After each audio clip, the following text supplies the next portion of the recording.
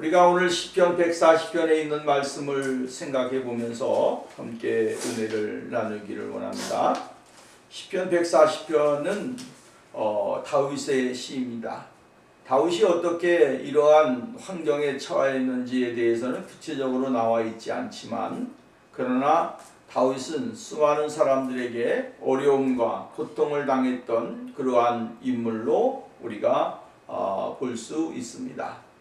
어려움을 당하는 가운데서도 늘 다윗은 하나님을 향한 믿음, 또 사랑, 소망 잃어버리지 않았습니다. 오늘 여러분, 이러한 믿음과 소망과 사랑을 잃어버리지 않았다는 것은 다윗에게 있어서 하나님을 향한 확신이 있었기 때문에 그렇다라고 하는 것입니다. 확신이 없는 사람과 확신이 있는 사람은 차이가 있습니다. 확신이 있는 사람은 어떠한 환경이 주어진지라도 거기에 좌절하지 않습니다. 왜 그렇습니까? 내가 가는 길에, 내가 하는 일에 소망이 있고 승리가 있다라고 하는, 도전을 하는 데 있어서 거기에 종말에는, 끝에는 늘 나에게 승리 또 영광이 있다라고 하는 사실에 대하여 꿈을 잃어버리지 않기 때문에 그렇습니다. 확신을 잊게 되어지면 자기가 하는 일에 대하여 굉장한 자부심을 갖게 되어집니다. 그 자부심은 곧 그 사람의 인생의 모든 것을 결정할 수 있는 그러한 결과인 것이죠. 과정이다라고 하는 겁니다. 확신이 없게 되어지면 어떻게 됩니까? 하다가 힘들면 포기하게 돼요. 어려우면 포기하게 되어져요. 또 사람들이 괴롭히게 되면 포기하게 되어져요. 근데 확신이 있게 되어지면 남이 뭐라고 하든지 간에 다른 사람이 어떻게 보느냐의 시선에 관심이 없습니다. 내가 가는 길에 장애물이 있고 고통이 있어도 거기에 자기 자신을 던지면서 꾸준하게 자기의 길을 갈 수 있게 되어진다라고 하는 것입니다. 그렇기 때문에 예수 믿는 사람들은 하나님의 나라에 대한 확신이 있어야 됩니다. 예수 그리스도에 대한 확신이 있어야 됩니다. 그래야만이 우리가 가는 이 삶에 지치지 아니하고 낙심하지 않고 꾸준하게 더 힘차게 하나님을 향하여 나갈 수 있는 그러한 사람이 되어질 수 있다라고 하는 것입니다. 성경에 보면 믿음이라고 하는 것을 표현을 할 때에 히브리 기자는 믿음은 바라는 것들의 실상이요 보지 못하는 것들의 증거니 선진들이 이로써 증거를 얻었느니라. 믿음은 바라는 것들의 실상이라고 이야기합니다. 그 실상을 진짜 확신하면서 나가는 거예요. 그것이 믿음입니다. 오늘 우리가 확신이고, 이 확신이 없게 되어지면 믿음이 없게 되어지는 겁니다. 예수 그리스도가 나의 생명의 구주이십니다. 그분은 하나님의 아들이십니다. 확신이 있어야 됩니다.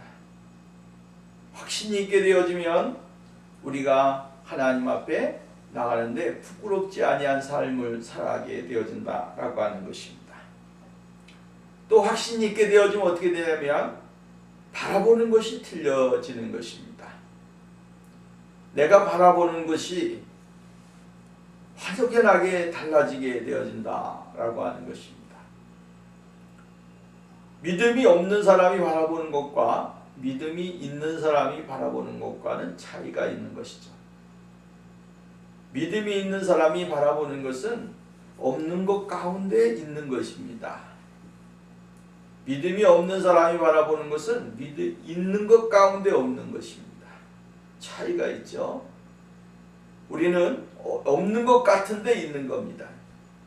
확실하게 있고 그 가리워진 것을 볼 수 있는 사람이 되어지는 것입니다.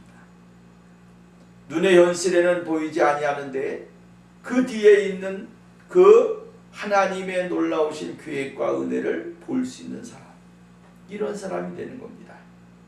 그래서 히브리 기자는 말하기를 뭐라 했냐면 믿음의 주여 또 온전케 하시는 예수를 바라보자. 예수를 바라보는 것입니다. 사도 바울은 말하기를 위의 것이라고 이야기하지 않습니까? 위의 것, 땅의 것이 아니라 위의 것입니다. 하나님의 것을 바라볼 수 있는 사람이 되어진다. 현실적으로는 보이지 아니하지만 그러나 그 보이지 아니하는 것을 볼 수 있는 믿음의 사람들, 이런 사람이 되어진다라고 하는 사실입니다. 아브라함은 하나님께서 보이지 아니하는 것을 그에게 주시겠다고 했습니다.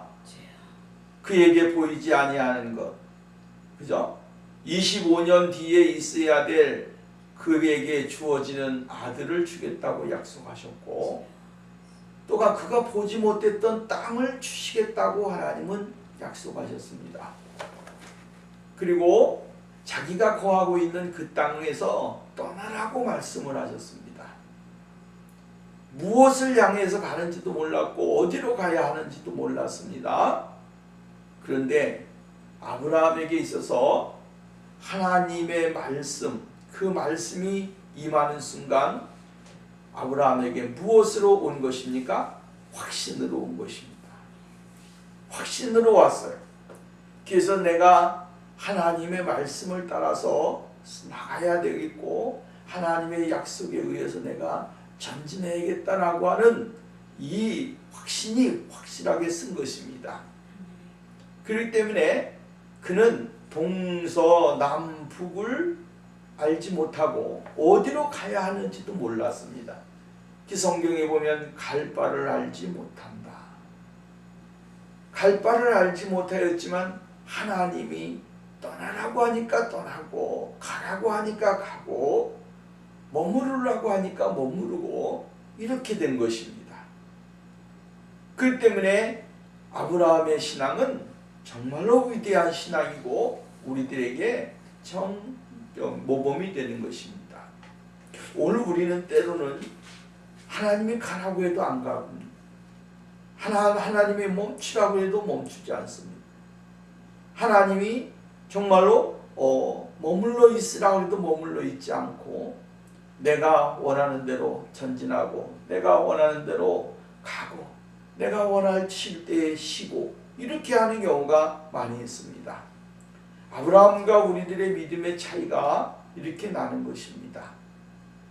오늘 우리가 확신이 있게 되어지면 하나님이 서라고 할 때 쓸 수밖에 없고 하나님이 가라고 할 때 갈 수밖에 없고 하나님이 무엇인가를 그리고 있는 그것을 바라보라고 할 때에 바라볼 수 있는 사람이 될 수 있다라고 하는 것입니다. 다윗은 이 확신에 있던 사람입니다. 하나님이 자신에게 있어서 전능하신 하나님이시고 하나님이 다윗에게 자신에게 있어서는 늘 하나님이 그와 동행하신다라고 하는 사실에 대하여 의심을 하지 않았습니다. 그렇기 때문에 다윗이 위대한 사람이 되어진 것입니다. 하나님의 약속을 한 번이라도 의심해 본 적이 없습니다. 어릴 적부터 시작을 해서 다윗의 인생의 그 고난의 시절 지나서 떠나서는 이스라엘의 통합된 민족의 왕이 될 때까지 다윗은 한 번도 하나님의 약속에 대하여 의심해 보지 않았다라고 하는 것이죠. 하나님을 향한 동일한 마음, 어렸을 때 가졌던 믿음, 어렸을 때 소유했던 그 은혜를 끝까지 유지하면서 하나님 앞에 나가게 되어졌다라고 하는 것입니다. 오늘 우리가 하나님을 향한 확신, 은혜가 있을 때에만이 비로소 세상과 구별된 삶을 살 수가 있고 세상과 다른 그러한 인생의 삶 속에서 거할 수 있게 되어진다라고 하는 사실을 우리가 잊지 말아야 되는 것입니다. 자, 오늘 성경 말씀으로 돌아가서 보면 다윗은 오늘 이렇게 이야기합니다. 첫 번째 1절 말씀에 보면 여호와여 악인에게서 나를 건지시며 포악한 자에게서 나를 보존하소서. 이렇게 이야기합니다. 오늘 성경 말씀은 사실은 이 시편, 이 남은 과정 속에 다윗이 쓴 시편을 보면 141편에 가서도 보면 이 악한 자들에게서라고 하는 그 세상에 둘러싸여져 있는 그러한 가운데서 있게 되어진 그의 모습을 볼 수가 있게 되어지죠. 환경적으로 보면 이루 말할 수 없는 힘든 상황입니다. 학자들은 정말로 이 일이 사울이 다윗을 죽이려고 할 때에 썼다라고 하는 그러한 상황이다라고 하는 학자들도 있고, 압살롬에 의하여서 어려움을 당할 때에 썼던 글이다라고 하는 사람도 있습니다. 그러나 불명확스럽습니다.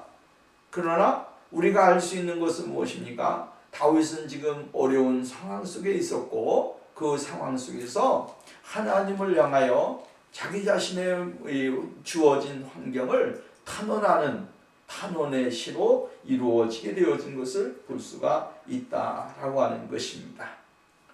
먼저 우리가 볼 수 있는 것은 위기 속에 있는 그리스도인의 자세라고 하는 사실입니다. 위기 속에 처하게 될 때 우리는 어떠한 자세를 하고 있느냐라고 하는 것이죠. 위기 속에 있을 때에 우리는 믿음을 드러내게 되어 있습니다. 위기 속에 있을 때에 우리의 모습을 드러낼 수 있게 되어진다라고 하는 것입니다. 하나님을 사랑하고 하나님 앞에 영광을 돌리는 사람들은 늘 위기 속에서 자신의 믿음을 드러내고 자신의 성격을 드러내게 되어 있다라고 하는 것입니다. 다윗은 지금 위기 속에 있을 때에 자신의 모습을 드러내고 있는데 그 모습이 무엇입니까? 어려움을 하나님 앞에 내려놓는 자세였다라고 하는 것이죠. 위기 속에 자신을 하나님 앞에 내려놓고 하나님의 도우심을 기다리고 있다라고 하는 것입니다. 오늘 우리의 인생의 삶에 있어서 참 중요한 것은 우리의 문제를 하나님 앞에 내려놓지 못하는 경우가 많이 있다라고 하는 거죠. 어떤 사람은 자존심 때문에 내려놓지 못하고 어떤 사람은 자신의 체면 때문에 내려놓지 못하는 사람들도 있습니다. 그러나 주님은 오늘도 우리들에게 요구하는 것이 있습니다. 우리의 문제를 하나님 앞에 내려놓기를 원하신다라고 하는 것입니다. 작은 문제든 큰 문제든 하나님 앞에 내려놓게 될 때에 우리가 하나님의 도우심을 받게 되어지는 것입니다. 여러분, 다윗은 힘들 때에, 어려울 때에, 둘러싸여 있을 때에, 낙심될 때에, 포기할 때에, 싶을 때에, 어떠한 때든지 간에 자신을 하나님 앞에 내려놓는 그러한 습관을 잊지 않았다라고 하는 것입니다. 아픈데 안 아픈 척하고 힘든데 안 힘든 척하고 또 고통스러운데 안 고통스러운 척하고 그러지 않았습니다. 사람들에게는 그렇게 했을지 모르지만 다윗은 하나님 앞에는 그러지를 않았습니다. 하나님 앞에 어려우면 어렵다고 이야기했고 힘들면 힘들다고 했고 고통스러우면 고통스럽다고 하나님 앞에 진실하게 말을 했습니다. 그렇기 때문에 다윗의 신앙은 하나님 앞에서 정직한 모습을 보이고 있는 것입니다. 왜 그랬을까요? 다윗이 들판에서 어린 양을 칠 때도 다윗은 하나님 앞에 큰 그러한 곰이나 사자나 이러한 엄청난 맹수들이 달려들 때도 다윗은 하나님을 잃어버리지 않았습니다. 늘 하나님의 말씀과 하나님의 은혜를 받으면서 자신이 가져야 될 믿음을 잃어버리지 않기 위하여 최선을 다하게 되어진 것을 우리는 볼 수가 있게 되어집니다. 사람들이 이 어떠한 문제가 생겼을 때 계획을 세우지 않습니까? 옳은 방법인지 옳은 방법이 아닌지 모르지만 하여튼 그 환경 속에서 자신의 계획을 세우고 그것에 따라서 다 이루어지기를 원하고 있다라고 하는 것입니다. 사실 보면 그것은 결국은 뭡니까? 세상의 법칙입니다. 세상의 법칙에 맞춰서 모든 일을 행하고 모든 계획을 세우게 되어진다라고 하는 것이죠. 이것은 일반적인 생각이고 일반적인 모습인 겁니다. 모든 인간이 어려울 때에 갖게 되어지는 모습이죠. 그러나 반면에 우리는 특별한 생각을 갖고 특별한 은혜 속에 들어가기를 원하는 것입니다. 그것이 뭐냐면 나의 생각이 아닌 것이고 나의 모습이 아닌 것입니다. 하나님의 생각, 하나님의 마음, 그 마음을 읽고 생활을 하기를 원한다라고 하는 것입니다. 이 하나님의 생각과 하나님의 말씀과 은혜 속에 들어가게 되어진다라고 하는 것을 우리는 특별한 은혜다라고 이야기하는 겁니다. 그 특별한 은혜 속에 우리가 들어가게 될 때에 세상적인 것이 없어지게 되고 세상 것은 작아지게 되며 하나님의 것은 크게 되어지는 것입니다. 이렇게 될 때에 우리가 하나님의 은혜를 더 많이 받을 수 있는 사람이 되고 문제의식에 대한 하나님의 의존도가 더 강하게 되어지는 것입니다. 하나님의 의존도가 강하게 되어지면 점점 나의 자신 속에 있었던 세상을 의지했던 것이 작아지게 되어집니다. 그렇게 되어지면 하나님이 나를 다스리시는 것을 우리는 보게 되어지는 겁니다. 이것이 하나님의 방법이고 하나님의 뜻이다 라고 하는 사실인 거예요. 그래서 오늘 다윗은 이렇게 이야기합니다. 하나님 여호와여 여호와여 라고 하면서 이 악한 자들의 모습을 이야기해주고 있습니다. 뭐라고 말합니까?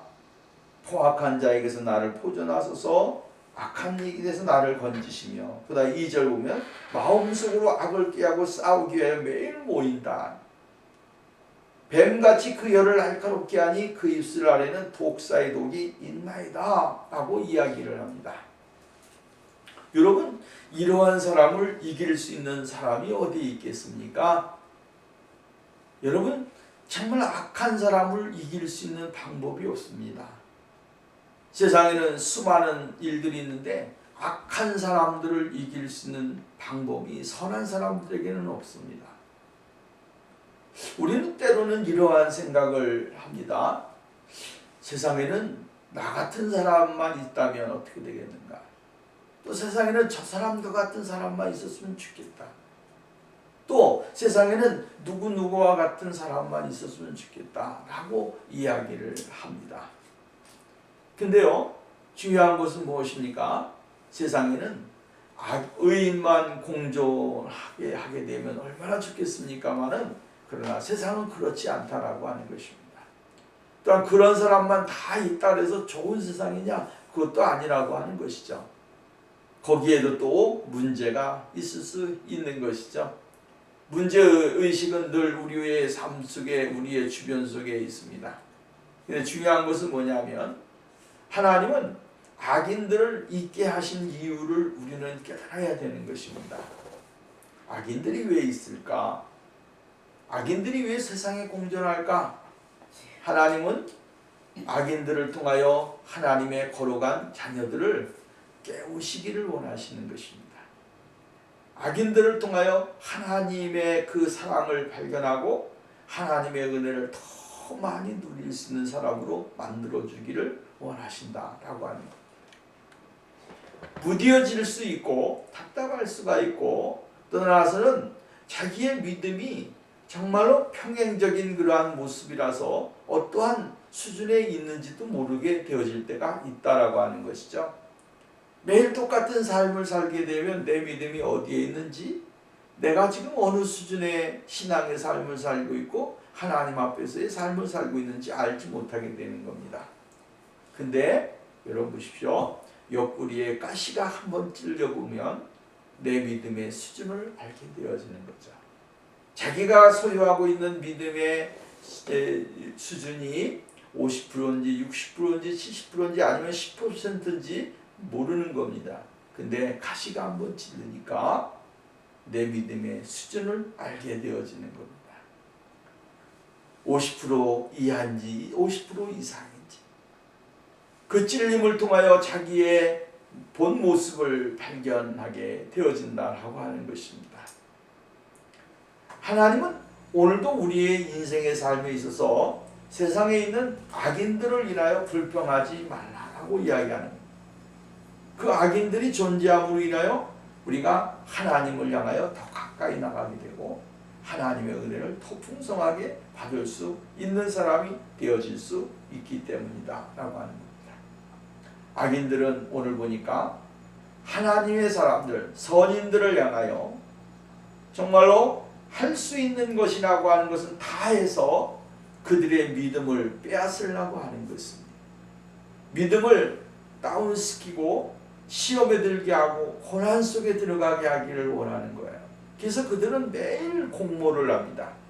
오늘날도 이러한 공모를 하는 것은 하나님의 백성들의 모습이 아닙니다. 예수 믿는 사람들이 모여가지고 남을 시험에 들게 하려고 모의를 하거나 다른 사람들에게 고통을 주려고 모의를 하거나 옳지 못한 것에 탄압을 하거나 이것은 하나님의 사람들이 가져서는 안 되는 모습이다라고 하는 겁니다. 왜? 하나님은 이러한 사람들을 미워하시기 때문에 그렇습니다. 오늘 우리가 여러분 정말로 하나님의 백성이라고 하면 하나님의 백성답게 살아야 하고 하나님의 나라에 소유된 거룩한 제사장으로서 왕같은 제사장으로서의 인생을 살아야 되는 것입니다. 그것은 바로 자비와 긍휼과 은혜와 사랑이 풍성하신 하나님, 그 하나님의 성품과 예수 그리스도의 인품을 닮아야 되는 것입니다. 너희 안에 이 마음을 품으라 예수 그리스도의 마음이니 그리스도의 마음을 품고 살아가는 것이 하나님이 우리들에게 요구하는 것입니다. 그렇기 때문에 늘 하나님의 사랑과 은혜를 찬양하고 겸손하게 주님 앞에 영광을 돌려야 된다라고 하는 것입니다.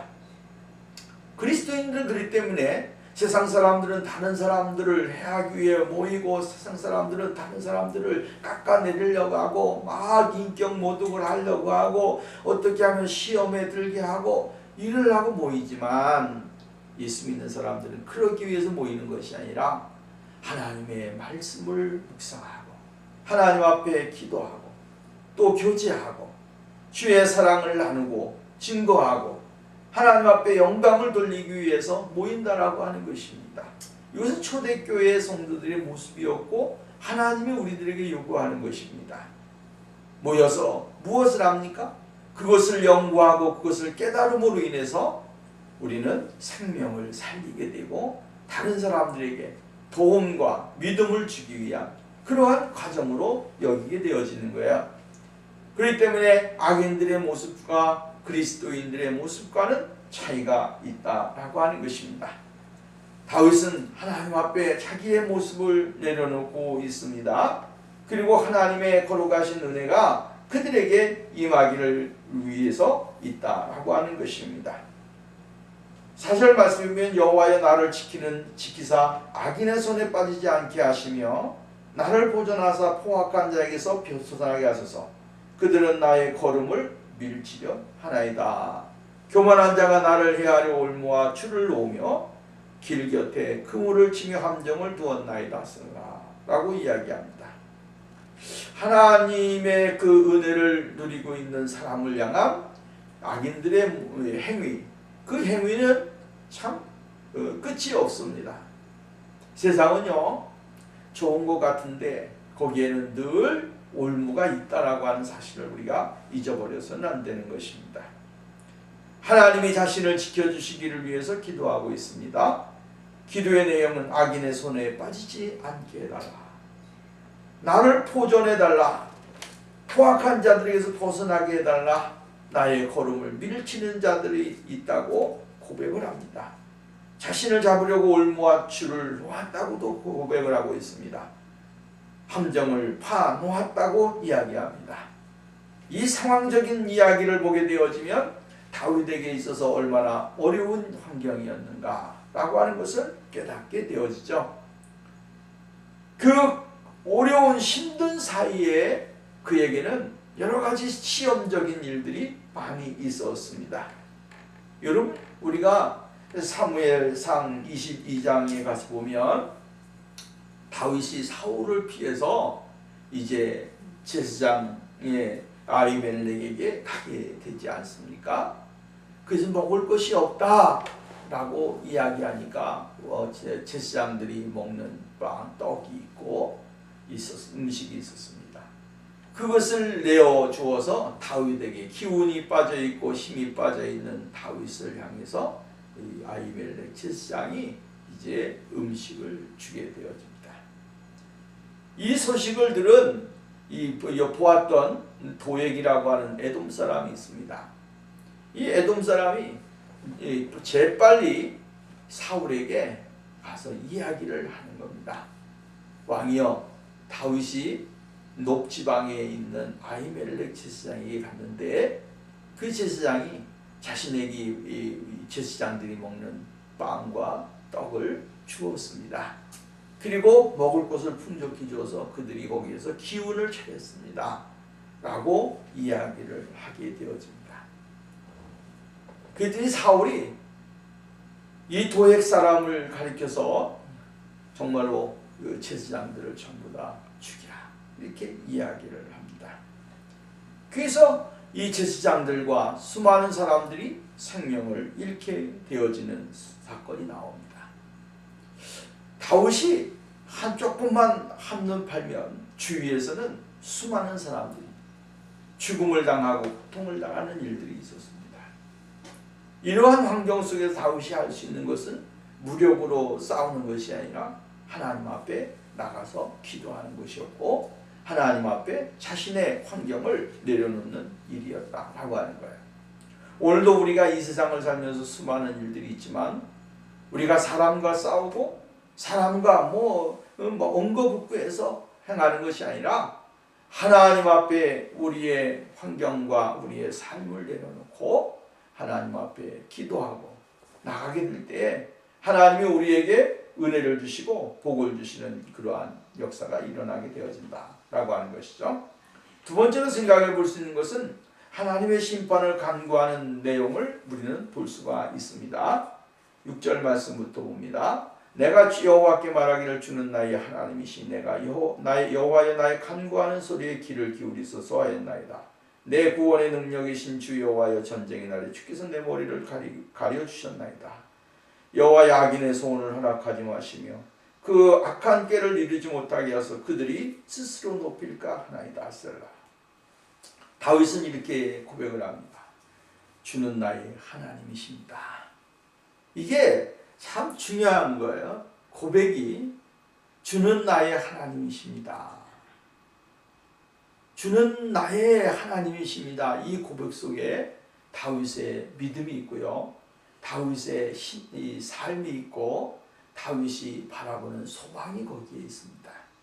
주는 나의 하나님이시니. 오늘 여러분, 주님은 누구의 하나님이십니까?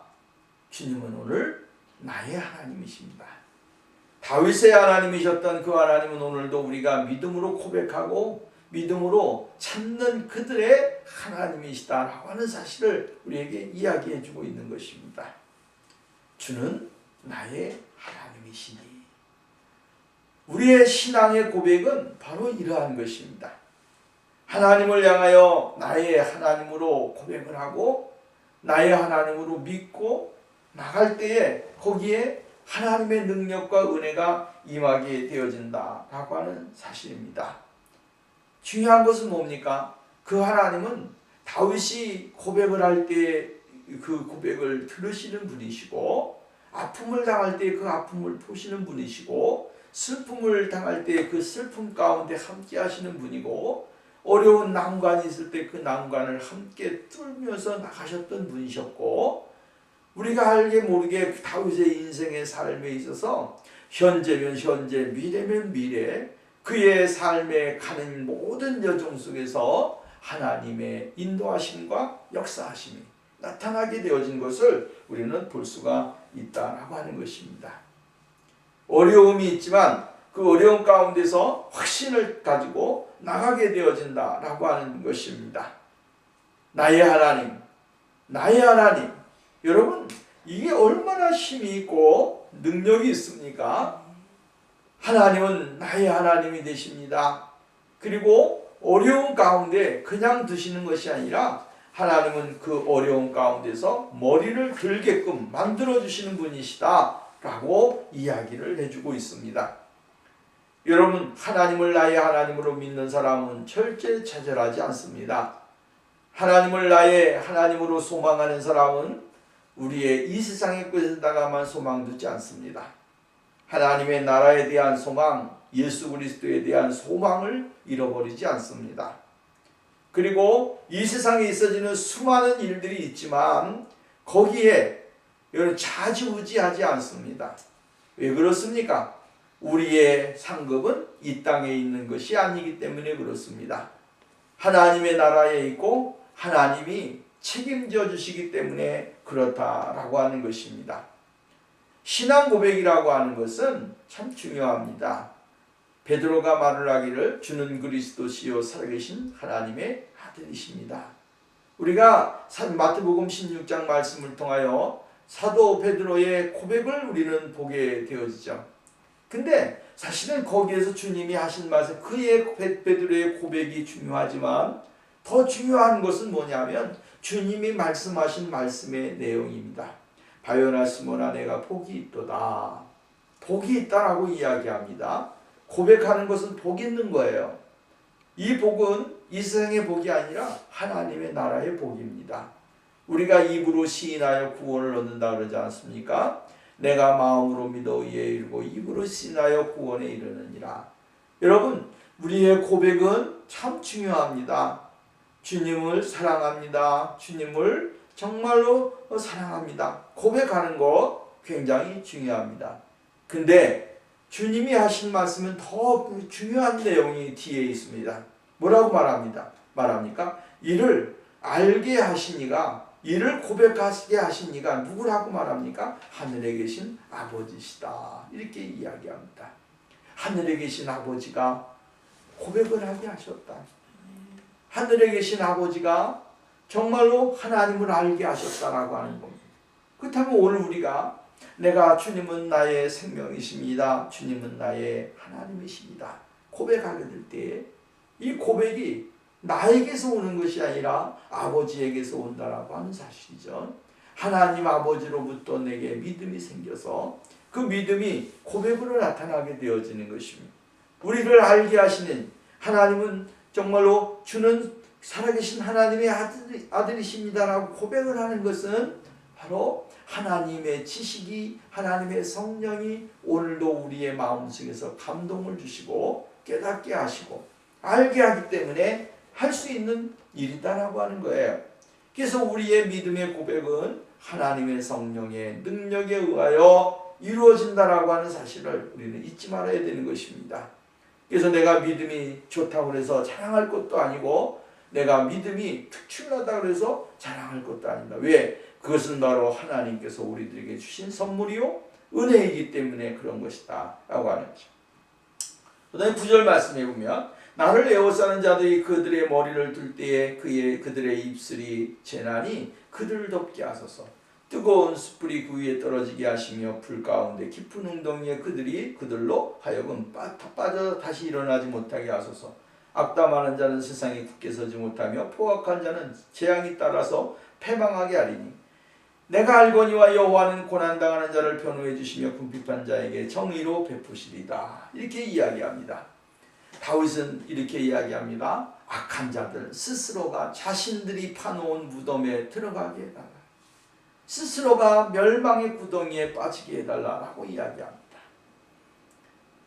자신들이 다른 사람들에게 파놓았던 그 올무에 자기 자신들이 빠지게 해달라고 하는 것입니다. 여러분, 우리가 이걸 보면서 정말 부메랑이라고 하는 것을 우리가 생각해 봅니다. 부메랑이라고 하는 것은 힘있게 쫙 던지게 되어지면 원을 그리고 갔다가 아니면 일자로 갔다가 그것이 자신에게 다시 돌아오지 않습니까? 오늘 여러분, 이 부메랑은 정말로 이 악의 부메랑은 반드시 있습니다. 선의 부메랑도 있습니다. 선을 행하는 자는 선을 받게 되고 악을 행하는 자는 악을 받게 되어지는 것입니다. 다윗은 이것을 보면서 악인을 심판하시는 이가 이 세상이 아니라 하나님에게 있다라고 하는 거예요. 하나님의 주권에 있다라고 이야기를 해주고 있습니다. 하나님은 심판의 하나님이십니다. 악한 자들에게는 악으로 심판하시고 의인들에게는 생명으로 보상해 주시고, 그래서 악인과 의인이 공존하게 심판을 받을 때에 부끄럽지 아니한 심판을 받기 위해서 우리가 하나님의 은혜를 더 많이 누리는 사람이 되어야 됩니다. 하나님의 심판이 그냥 가벼운 것이 아닙니다. 하나님의 심판은 분명하게 극과 극입니다. 영광과 죽음이 이게 뭡니까? 패배입니다. 또 기쁨과 슬픔입니다. 영원한 것과 영원한 멸망입니다. 영원한 기쁨과 영원한 멸망. 하나님의 심판은 분명히 있다라고 하는 사실을 우리가 잊지 말아야 됩니다. 하나님은 우리들이 행한 대로 심판하시는 분이십니다. 의를 행하면서 사는 사람은 하나님의 의를 덧입게 될 것이고, 악을 행하는 사람은 악을 심판으로 받게 되어질 것입니다. 히브리서 11장에 나와 있는 대로 믿음의 사람들은 수많은 어려움과 고통을 겪었습니다. 자신의 생명을 구차하게 얻기 위해서 발부둥을 치는 사람들이 아니었습니다. 그들은 하나님의 복음을 위해서, 하나님의 진리를 위해서 자기의 생명을 끊임없이 내려놓는 사람들이었습니다. 그래서 고통 가운데서도 그들은 무엇을 했다 그랬습니까? 찬송을 했다. 하나님의 나라를 바라보았다라고 이야기를 해주고 있습니다. 12절 말씀에 나와 있는 대로 내가 알거니와 여호와는 고난당하는 자를 변호해 주시며 궁핍한 자에게 정의로 베푸신다. 그래요. 하나님은 변호해 주시는 분이에요. 고난당하는 사람들, 의를 위하여 고난을 당하고 그리스도를 위하여 고난을 당하는 사람들을 변호해 주시는 분이 하나님이십니다. 잘못해서 고난당하는 것을 변호해 주는 것이 아니라 내가 알지 못하는 것 때문에 고난당하고, 내가 예수 때문에 고난당하고, 예수 그리스도를 위해서 고난당하는 일들, 이러한 일들 때문에 그 어려움을 당하는 것을 주님은 변호해 주신다라고 하는 거예요. 그래서 오늘도 우리는 이 세상의 변호가 아니라 하나님의 변호를 받는 사람들이 되어야 된다라고 하는 것입니다. 우겨싸임을 당한다고 할지라도 그 우겨싸임 속에서 하나님의 변호와 보호를 받을 때에 거기에 진정한 행복이 있고 기쁨이 있는 것이다 라고 하는 것입니다. 그래서 결론적으로 이야기를 하면 13절 보면 진실로 의인들이 주의 이름에 감사하며 정직한 자들이 주의 앞에 살리이다, 이렇게 이야기합니다. 우리들이 살아가는 이유, 우리들이 이 세상 가운데 정말로 살아가는 이유 중에 하나가 바로 이러한 것입니다. 하나님의 공의로움이 있기 때문에 그렇습니다. 하나님의 정직함이 있기 때문에 그렇습니다. 하나님의 진실하심이 있기 때문에 그렇습니다. 세상은 수많은 악들로 가득 차 있지만 하나님은 공의로우신 분입니다. 그 공의로우신 분은 오늘도 우리의 그리스도인들을 향하여, 하나님의 사람들을 향하여 오늘도 구원의 손길을 펴시고 사랑의 품으로 안으시는 분이시기 때문에 오늘 우리가 실망하지 아니하고 낙심하지 않는 것입니다. 여러분, 오늘 우리가 수많은 환경이 처한다고 할지라도 그 환경 속에서 하나님의 긍휼하심과 은혜를 덧입으면서 주님 앞에 영광을 돌리는 거룩한 축복이 우리에게 있어야 될 줄로 믿습니다.